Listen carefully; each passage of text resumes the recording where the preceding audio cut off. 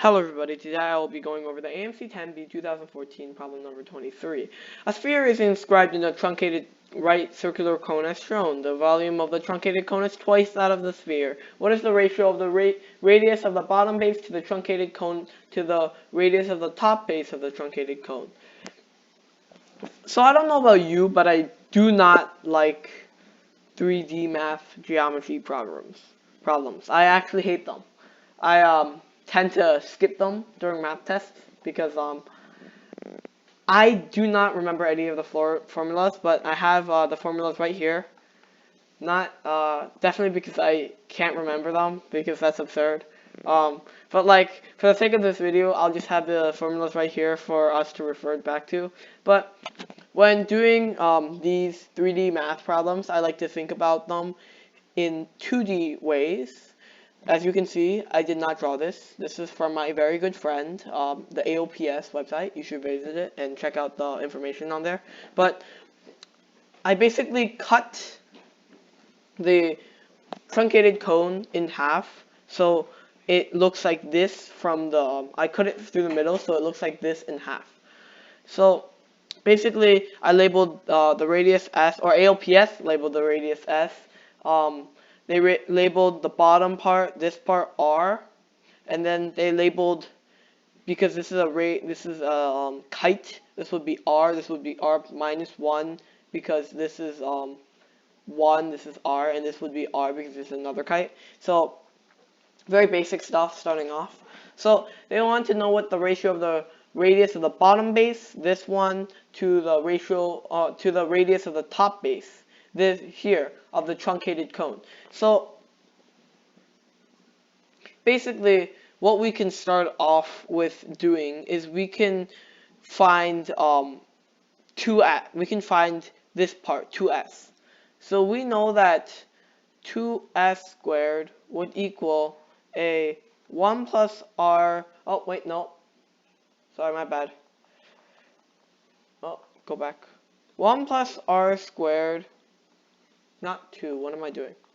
See, this is why I don't like these 3D problems. 1 plus r squared will equal 2s, oh my god, bro. 2s squared plus a r minus 1 squared. You know, like here and here. So what it will result in is r squared plus 2r plus 1 equals 4s squared plus r squared minus minus 2r plus 1, right? Yeah. So basically what you can do is you minus r squared plus 2r plus 1 on both sides, so it's 0 equals 4s squared minus a 4r, and that means 4r equals 4s squared, which means that s will equal square root of r. So we know that s equals square root of r, so we can get this away, and this is square root of r. So now we can delete this, and we can continue our horrific journey through 3D math. Delete, delete, delete, delete. So then now we know that s equals square root of r. You can find the use the formula that I have, the nifty formula that I definitely remembered up here to calculate the value of the truncated cone and the sphere. So the area of the truncated cone is this one, and the sphere is this one. The sphere is really easy to remember. It's just 4s, not s, r. This is the radius of the sphere, cubed pi over 3.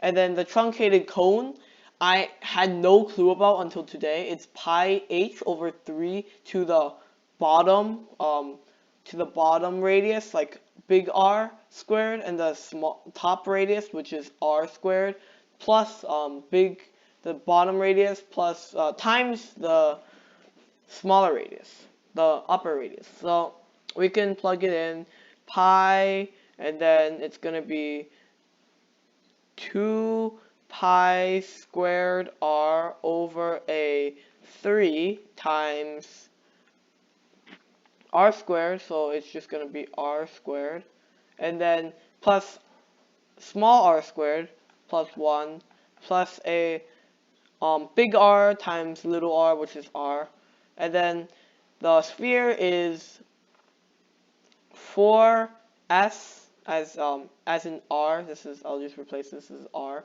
and this is s, so it's 4 square root of r cubed pi over a 3.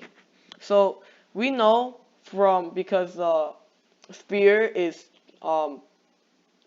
half the area of the truncated cone, you know that 2 times 4 square cubed of r pi over 3 blah blah blah will equal to 2 pi square root of r over 3 r squared plus r plus 1. Right? So this is a very big equation. We want to simplify it. So it's 8r square cubed times pi over a 3 equals 2 pi square root of r over 3 r squared plus r plus 1. So we can divide 2 pi square root of r over 3 on both sides, which means that it will be a 4 4r will equal a r squared plus r plus 1, right? Yeah, so we will have 0 equals 4 squared minus 3r plus 1.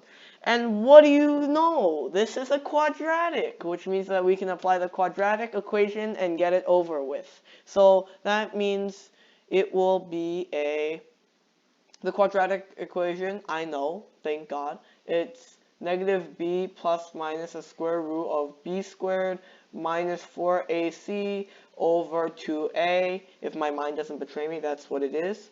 So a is the number before this, b is the number before r, this r, and then c is just this constant. So you can plug this in as 3 plus minus a square root of 9 minus a 4 times 1, so minus 4 over a 2. Yeah. So this will equal 3 plus minus a square root of 5 over 2. And you know that it can't be minus because that will cause a negative area, and you can't have a negative area, so it's just 3 plus square root of 5 over 2. Answer choice E. Thank God we're done. See you next time.